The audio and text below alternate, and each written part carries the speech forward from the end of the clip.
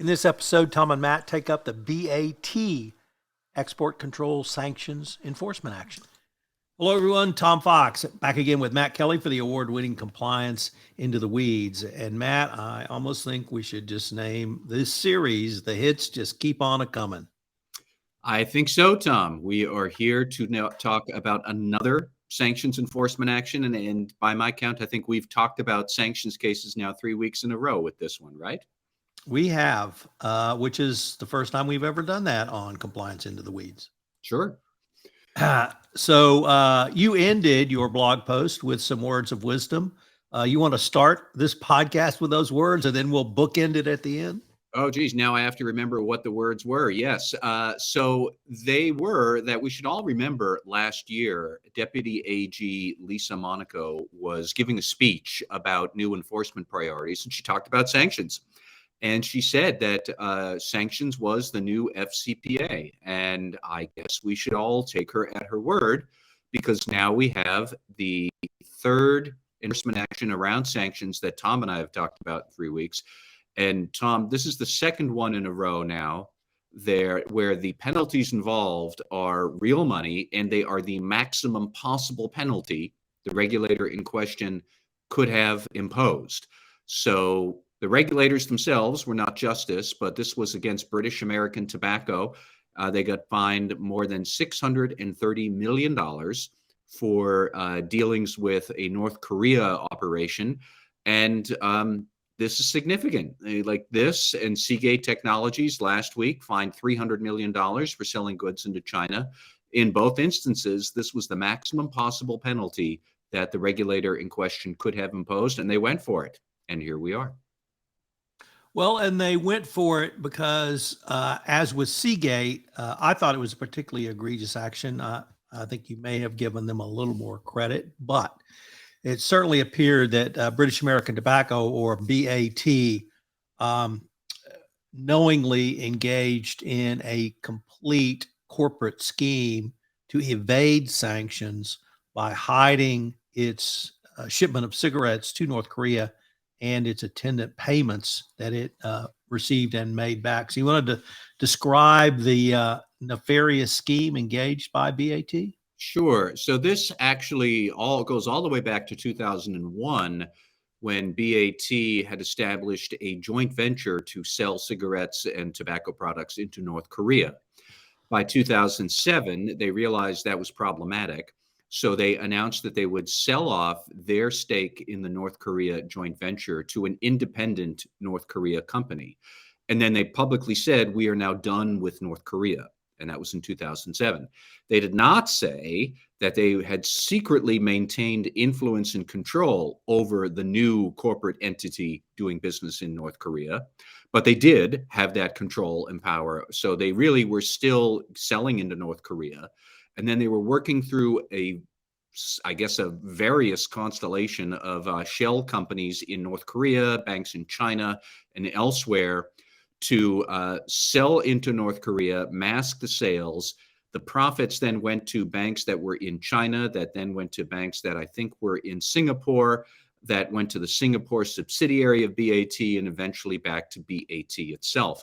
And the Treasury Department's Office of Foreign Assets Control, OFAC, has this gigantic schematic in their announcement about this, that how all of these payments worked. To make matters worse, not only were they masking their ownership over the company and telling the North Korea businesses to hide who they were through shell operations, but they were also doing business with those two banks in China were on U.S. sanctions lists. And then BAT still knew all of that and still did business with this arrangement that went on through 2016 or 2017, I believe it was. But this is a long-running, complicated scheme involving the highest levels of BAT knew this was going on to evade sanctions risks. I think finally in 2017, as sanctions against North Korea kept going up, BAT finally came to its senses and terminated this. Tom, I am not clear on how all of this actually came to light with the Treasury Department and OFAC, but ultimately we have this huge fine from OFAC $508 million, which was, as I said, the maximum penalty they could have imposed for the amount of sales that British American Tobacco had reaped from this venture. The Justice Department piled on with 100 and some odd million criminal penalty, and there's a deferred prosecution agreement with BAT itself, I believe, plus the Singapore subsidiary of BAT had to plead guilty, if I remember everything correct. There's also a bunch of compliance commitments that BAT has promised. We can get into those separately, but long, convoluted thing that is a multi-agency prosecution between Justice and OFAC, and it was a big, complicated mess. I think we have to start with BAT. Clearly, they knew what was going on because they took affirmative steps to evade sanctions and made a huge profit from this. In the settlement documents I was able to read, which were the Department of Justice press release and the OFAC statement, I didn't see anything around a CCO certification. If you were able to look at the DPA, did you see anything in that document? I did not see the DPA from the Justice Department yet. However, the OFAC settlement order does talk about certification for 5 years from a responsible corporate officer. Now, I don't know who that is, and that doesn't say who it is. There is somebody somewhere is certifying something to OFAC for the next 5 years, that the certification that its compliance program is fully up to speed, its sanctions compliance program. I am not entirely clear if BAT's chief compliance officer will also have to certify something to Justice, because they have not apparently released the DPA, and I haven't been able to dig it up yet. Short of Activision Blizzard, this case strikes me as one of the most egregious that we have seen in really any form of trade control, export control, trade sanctions, FCPA, or other major corporate white collar. Anything else really pop to your mind of this magnitude? Well, no. In fact, what strikes me is that when you look through OFAC's order, typically when you read these OFAC orders, they will start by saying the maximum possible penalty under the statute is $1 zillion. And then they go through a series of adjustments of aggravating factors and mitigating factors, and they work their way down. So yes, the maximum penalty is $1 zillion, but we're actually going to find them like 400 grand. That's very routine with OFAC settlements. That is not what happened here.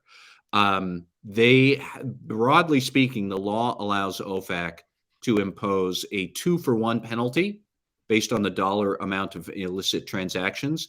And you never see that in OFAC transactions, but you saw it here because it was a 250 odd millions in sales, and that's the $508 million penalty that we get. But when you look through the factors that OFAC listed to reach that, like, with all due respect, pardon my language, listeners, but they were pretty pissed. I mean, and that shines through in the OFAC order. They talk about how BAT and its subsidiaries knew full well that U.S. sanctions said you can't do business with North Korea. They were upset over how BAT publicly announced in 2007, put out a press release, we are now done with North Korea. They were upset that BAT is a huge company. It's $34 billion in revenue per year lately. So, I mean, clearly they had the means and sophistication to figure out we shouldn't be doing this. And plus, I think that they were especially annoyed that this involved North Korea, because North Korea does use these foreign transactions, especially around, easily taxable ones like tobacco, to fund its war machine. So I wonder if, in some parallel universe, if BAT had been doing a scheme like this just to avoid taxes in some low-risk country, would they have gotten this penalty? I don't know. But very clearly, and this also is seen with the Seagate case that we discussed last week, it also depends very much on who are you selling to. And if those countries are on the United States shame list, and North Korea is at the top, so is Russia, China very close behind, you are going to be in a world of pain. And BAT is in that world right now. There was also some fairly robust compliance program requirements, which you've summarized in your blog post. Could you go through those and what did you insights did you gain from those? Yes. First off, I did dig up the exact phrasing for this certification that they will have to make. Um, so BAT has to make an annual certification of its sanctions compliance program for the next 5 years, done by a quote senior level executive or manager. I don't know who that is. If somebody out there knows, please let me know. But there is that certification requirement for 5 years. BAT had to overhaul its risk assessment program to be able to consider risks from customers and clients and whatnot. They're going to have to adjust these risk assessments over time as BAT finds new risks in the course of doing business. I mean, that sounds like a common sense approach to risk assessment to me, but now BAT has certified or committed publicly that it's going to do this. One other thing that I thought was interesting, there were a couple of different discussions about BAT's internal controls. So it will have to maintain written policies and procedures. No news there. We've seen that many times before. When the company discovers a weakness in internal controls, it must take, quote, immediate and effective action to cease that issue with compensating controls, while it then performs a root cause analysis to figure out how did this control break down in the first place and then fix that. But also, the company will have to do extensive training of employees about the importance of sanctions compliance. I'm all for that, but we see that plenty of times as well. Then it says the company needs to integrate its sanctions compliance and procedures into daily operations. Now, on one hand, that sounds vague to me, Tom, but also on the other hand, it does sound a lot like 2 weeks ago when you and I were talking about Microsoft getting a very favorable result from OFAC. What Microsoft had done was revamped its sanctions compliance to have a 3 lines of defense model specifically for sanctions compliance, where the first line of defense was going to be responsible on a daily basis for managing Microsoft's sanctions efforts. This sounds to me like the same idea grafted onto a tobacco company instead. And then there are some other management commitments about having autonomy and resources and taking things seriously and all that. But really, I think the most interesting are probably the operationalizing of sanctions compliance throughout the business and those certifications for 5 years from somebody somewhere on the top half of the org chart, but I don't know who yet. So, do you think there's any potential other either civil or criminal penalties that could befall BAT, perhaps leaving aside a shareholder action based on Caremark? I don't know about that. I mean, really, it would be the Justice Department, most likely. We already have that. It would be OFAC. We have that. I don't necessarily know if there would be some sort of SEC issue here that they could take some kind of securities enforcement over disclosure. Possibly because BAT did specifically put out a press release saying we're done with North Korea, and that wasn't true. So that's misleading. But I would wonder also about any potential Caremark civil liability in court with the board or other senior management, because senior management was apparently aware of these arrangements. I'm not entirely clear on who in senior management was how clear on exactly what part of these arrangements, but the OFAC settlement does strongly suggest that management knew full well that this joint venture thing that they washed their hands of in 2007 and then secretly ran it, like management was in on that. Somebody somewhere was in on it. I just don't know how far up the org chart that went. So I don't know if there's going to be more here, but I wouldn't die of shock if there were. The in Caremark, there's 2 prongs to Caremark: ignoring red flags or not having a system in place. It appears a system was in place because they evaded that system. Then the management at some level knew about this, so I think the red flags were present.